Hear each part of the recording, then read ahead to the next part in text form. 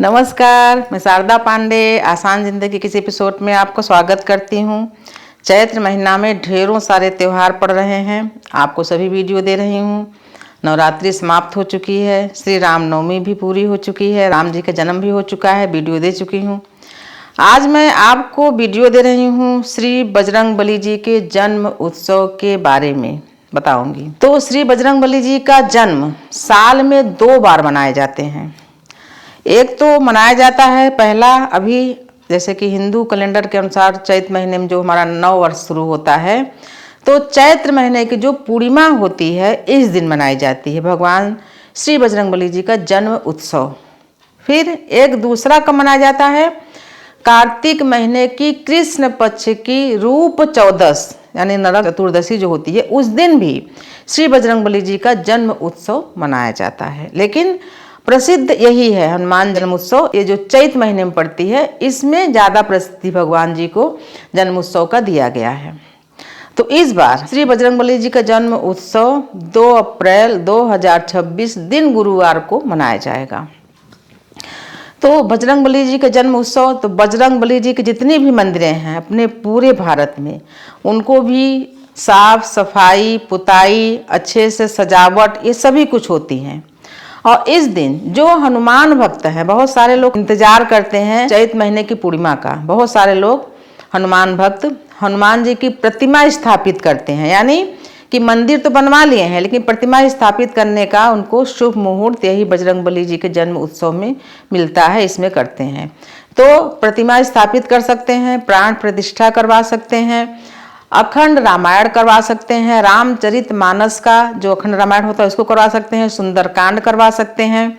और जब आप बजरंगबली जी का स्थापना कराएं तो एक बांस की बल्ली, जो हरे बांस की बल्ली होती है, वो इतनी ऊंची होनी चाहिए, शिखर से ऊंची, यानी जो बजरंगबली जी के मंदिर आप बनवाए हो शिखर से जो गुंबज है उससे ऊंचा होना चाहिए बांस का जो बल्ली होता है, बांस का डंडा, और उसमें बजरंगबली जी के नाम का पताका, लाल झंडा जिसमें बजरंगबली छपे रहे, उसको जरूर करवाना चाहिए, उसको जरूर टंगवाना चाहिए। और अगर आप मंदिर की स्थापना नहीं भी किए, श्री बजरंगबली जी की मूर्ति स्थापना आपको नहीं भी करना है, प्राण प्रतिष्ठा नहीं भी करना है, फिर भी अगर श्री बजरंगबली जी के मंदिरों में अगर झंडे पुराने हो गए हैं, फट गए हैं, रंग उसका कम हो गया है, तो उस झंडे को उतरवा के उसी बांस की बल्ली में नया झंडा टांग देना चाहिए। तो श्री बजरंगबली जी के भोग प्रसाद में नाना प्रकार के फल, क्योंकि श्री बजरंगबली जी महीनों महीनों तक फल खा के रहते थे। अब कहते हैं कि बीमार लोग फल खाते हैं या फल खाने वाले लोग ताकतवर नहीं होते हैं, हनुमान जी से बलि कौन होगा। महीनों महीनों तक फल खाते हैं, जो ऋतु में जो फल उपलब्ध रहे, केला, आम, लीची, जो भी फल उपलब्ध रहे उन सब का भोग लगाएं। उसके अलावा चना और गुड़ का जरूर भोग लगाएं। पूड़ी हलवा जो भी बन सके, जैसे कि जब बजरंगबली जी श्री रामचंद्र जी जब आए थे लंका से जीत के रावण को मार के, जब सीता जी अयोध्या पहुंची, राम जी सब जो दरबारी थे, तो एक बार सीता जी अपने हाथ से बजरंगबली जी को भोजन बना के खिला रही थी। तो बजरंगबली जी बोले कि हम अपने जीवन में पहली बार इतना स्वादिष्ट भोजन खा रहे हैं। और खाते खाते सीता जी का पूरा रसोई चट कर गए। सीता जी घबरा के राम जी के पास गई तो बोली भाई प्रभु ऐसी ऐसी बात है। तो बोले आप तुलसी दल डाली थी कि नहीं भोजन में, तो बोले वो तो नहीं डाल पाई थी, कहीं जाओ जो कुछ बचा हो थोड़ा बहुत तुलसी दल डाल के ले जाओ दे दो। तो थोड़ा बहुत कुछ जैसे बचा रहता है नीचे का कुछ भी लड्डू का और वो चूरा, तो उठा के लेके गई और बजरंगबली जी को दिए। बजरंगबली खा के तृप्त हो गए, बोले माता अब मेरा पेट भर गया है। तो श्री बजरंगबली जी के भोग में भी तुलसी डालो जैसे राम जी के भोग में पड़ता है, और अच्छी तरह से भोग लगाओ, प्रसाद बांटो। जितने भी भक्त हैं, बहुत सारे लोग प्रसाद को पैक करके घरों में भिजवाते हैं। तो श्री बजरंगबली जी के जो प्रतिमा है, बहुत सारे लोग मनौती मानते हैं, सिंदूर का चोला चढ़ाते हैं। तो चमेली का तेल और पीला सिंदूर, जिसको बंधन सिंदूर भी बोलते हैं, जैसे हम लगाते हैं जैसे विवाह होता है, उसको घोल के और पीपल की पत्ती से, अपने हाथों से नहीं लगाना चाहिए, पीपल की पत्ती ले लें और पीपल की पत्ती को डुबा डुबा के फिर भगवान जी को चोला चढ़ाएं। श्री बजरंगबली जी को लाल लंगोटी भी चढ़ाएं। उपवस्त्र जो कंधे पर रखते हैं वो भी लाल रंग का गमछा, उसको भी चढ़ाएं। और फिर जोत भी जलाएं। जोत थोड़ा दूरी से, मतलब अगर मंदिर में आप पूजा कर रहे हो तो कभी भी प्रतिमा के पास ज्योति नहीं जलाना चाहिए, दूर में ज्योति जलाना चाहिए। जोत भी जलाएं श्री बजरंगबली जी के नाम से। और जब भी, जैसे कि आपको जो भी अनुष्ठान यानी जो भी आयोजन करना है वो रात्रि के समय करें। अगर मंदिरों में करना है, जैसे कि बहुतायत लोगों को भाई दूर दराज जाना होता है, तो नहीं, घर के आयोजन जैसे घर के कीर्तन वगैरह करना है, कुछ सुंदरकांड, हनुमान चालीसा, हनुमान अष्टक, ये सब चीज़ें करनी है तो आप रात्रि को आयोजन करें अपने घर में। जैसा कि मैं पहले भी बता चुकी हूँ कि अमावस्या और पूर्णिमा दो ऐसी तिथि हैं कि इसमें जैसे अमावस्या, पूर्णिमा, संक्रांति, अक्षय तृतीया, आंवला नवमी, ये सब जो तिथि हैं इतने ज्यादा फलदायी हैं कि इनमें किया हुआ जप, तप, दान, स्नान, मौन बहुत फल देता है। तो ये जो चैत्र महीना, जैसे बताती हूँ कि चैत्र महीने में 15 दिन मरफक था, फिर देवी दुर्गा जी का स्थापना हुआ, तो ये पूरा चैत्र महीना ही बहुत ही शक्तिशाली होता है पूजा पाठ के लिए। तो जो भी साधक होते हैं, जैसे मान लीजिए आपको किसी देवी देवता का मंत्र लेना है, सिद्ध करना है, तो ये पूर्णिमा में, और पूर्णिमा के दिन रात्रि जो चंद्रमा निकल आते हैं और खड़े चंद्रमा, यानी जब चंद्रमा के आप नीचे खड़े हो जाओ तो आपकी परछाई सिर्फ आप में ही रहे, यहाँ वहाँ नहीं, उस समय अगर कोई भी साधना आप करते हैं तो वो साधना अति शीघ्र सिद्ध हो जाती है। कोई भी अच्छी साधना, जैसे कि कोई भी आपको मंत्र जाप करना है या कोई सिद्धि करना है, जैसे बहुत सारे लोग सिद्धि करते हैं और नहीं कुछ, तो आप ये मनोकामना रख के तो सिद्धि कर ही सकते हैं कि आप कुछ ऐसा आपको ज्ञान मिल जाए कि लोगों का आप भला कर सकें। तो चलिए आपको सिद्धि के बारे में बताइए।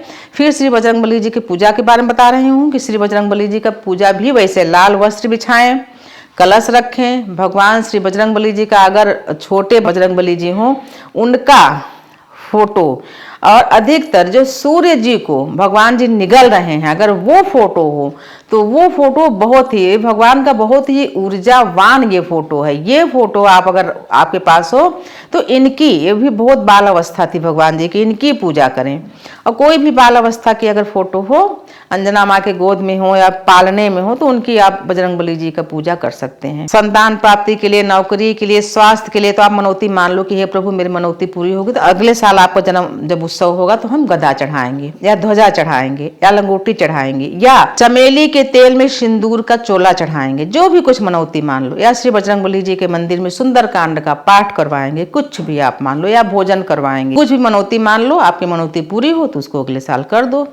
तो श्री बजरंगबली जी के जन्म उत्सव के बारे में आपको बता रही हूँ। नदियों में विशेषकर गंगा स्नान पूर्णिमा के दिन अति फलित होता है। गंगा में दीपदान रात्रि के समय, दिन के समय नहीं, दीपदान अगर हो सके पास में गंगा हो तो जरूर करें। हम जब रामायण को देखते हैं, पढ़ते हैं, उस पर हम विचार करते हैं तो हमें सभी कुछ अच्छा लगता है, और हमें लगता है रामायण के हीरो श्री बजरंगबली जी हैं। जितने कठिन कार्य थे वो सब श्री बजरंगबली जी ने किया, और इनके सिवाय हमको नहीं लगता कि और कोई कर भी सकता था। तो बजरंगबली जी, जैसे कि रामचरितमानस में लिखा है कि चारे युग प्रताप तुम्हारा है प्रसिद्ध जगत उजियारा। चारों युग में, कल युग में श्री बजरंगबली जी प्रत्यक्ष में हैं और सभी कुछ देख रहे हैं।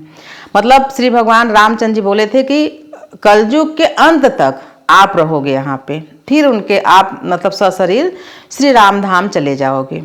तो बजरंगबली जी साक्षात अभी भी हैं, इसीलिए बजरंगबली जी का पूजा अत्यंत फलित होता है, व्रत फलित होता है।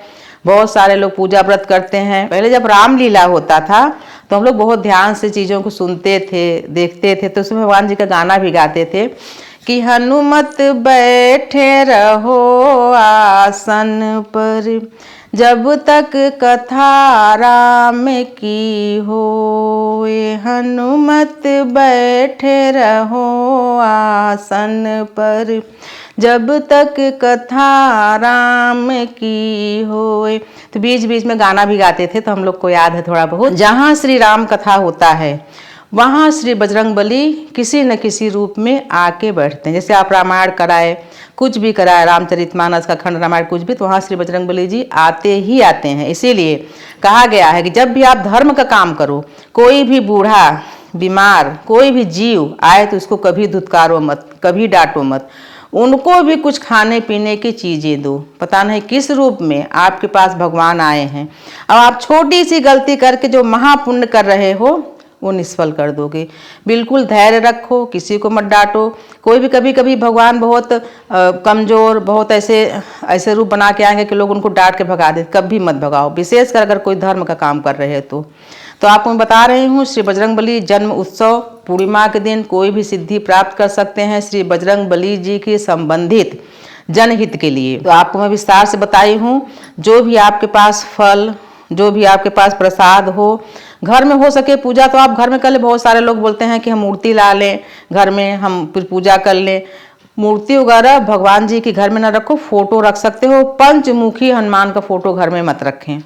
और हो सके तो मंदिर इसीलिए बनी है कि जन साधारण वहाँ पे जाके और पूजा करके चले आए। जो भी आपको चढ़ाना है वहाँ पे चढ़ा लें। तो आपको मैं श्री बजरंगबली के जन्म उत्सव के बारे में पूर्णतः बताई हूँ। ऐसे आगे के वीडियो में जो भी त्यौहार आ रहे हैं सभी की वीडियो दूंगी।